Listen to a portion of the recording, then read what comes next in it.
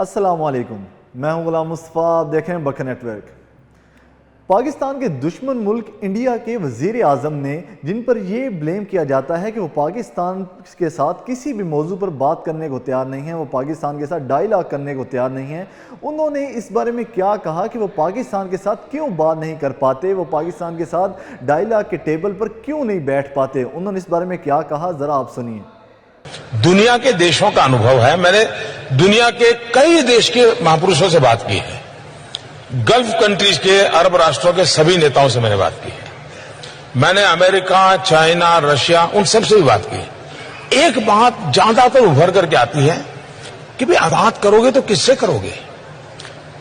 Army से करोगे, ISI से करोगे कि इलेक्टेड बॉडी से करोगे?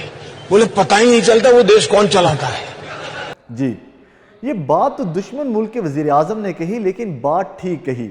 जब पाकिस्तान के अंदर कोई भी प्राइम मिनिस्टर अपनी मुद्दत पूरी नहीं कर पाता, कोई भी हुकूमत अपनी मुद्दत पूरी नहीं कर पाती, कभी पाकिस्तान में जमहूरी निज़ाम होता है तो कभी डिक्टेटरशिप आ जाती है, कभी मार्शल लॉ नाफिज हो जाता है तो कभी एमरजेंसी नाफिज कर दी जाती है।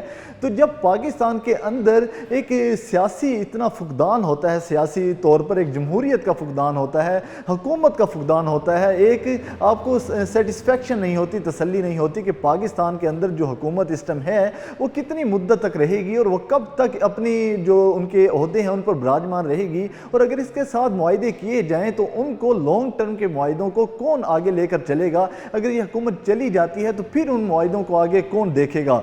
जब इतने ही अनसर्टेनिटी होती है किसी भी मुल्क के अंदर तो उनके साथ किस तरह से बात की जा सकती है, किस तरह से डायलॉग किए जा सकते हैं? जो बड़े बड़े ममालिक होते हैं, जो तरक्की याफ्ता ममालिक होते हैं, वो आपके साथ जो मुआहदे हैं वो तभी करते हैं जब उनको कोई डिसीजन ऑफ पावर वाली हुकूमत मिले, जिनके पास पावर हो कि वो डिसीजन कर सके, जो उन मुआहदों को आगे चला भी सके। तो जब पाकिस्तान के अंदर ये ही नहीं तय कर पाते कि जब फॉरेन जो गवर्नमेंट्स हैं, जो बाहर की लीडरशिप है, वो यही नहीं तय कर पाती कि पाकिस्तान के अंदर इस टाइम हुकूमत किसकी है, पाकिस्तान के अंदर अगर डायलॉग करने हैं तो किसके साथ किए जाएं, पाकिस्तान के साथ अगर बड़े बड़े मुआहदे करने हैं तो वो किसके साथ बैठकर किए जाएं।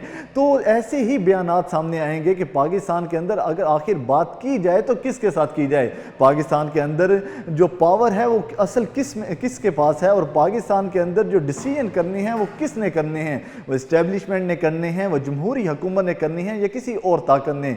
तो फिर ऐसे ही बयानात सामने आते हैं। आपने माजी में देखा होगा कि पाकिस्तान के साथ बहुत बड़े बड़े ममालिक ने मुआहदे भी किए, जिनके अंदर सऊदी अरब की जानिब से $20 अरब का ऑयल रिफाइनरी का मुआहदा भी हुआ, लेकिन उसे भी आगे नहीं चलाया जा सका। इसके अलावा गैस, तेल और बाकी बहुत सारे मुआहदे भी हुए जिन्हें भी आगे नहीं चलाया जा सका, क्योंकि जब हुकूमत चेंज होती है तो जिस मुल्क के साथ मुआहदा किया जाता है वो भी अनसर्टेनिटी का शिकार होता है और वो अपने मुआहदे और उनसे पीछे हट जाता है या उनको पॉज कर दिया जाता है, रोक दिया जाता है। तो किसी भी मुल्क के अंदर जब इतनी भी गैर यकीनी की सूरत हाल होगी तो उसके साथ कौन बात करेगा?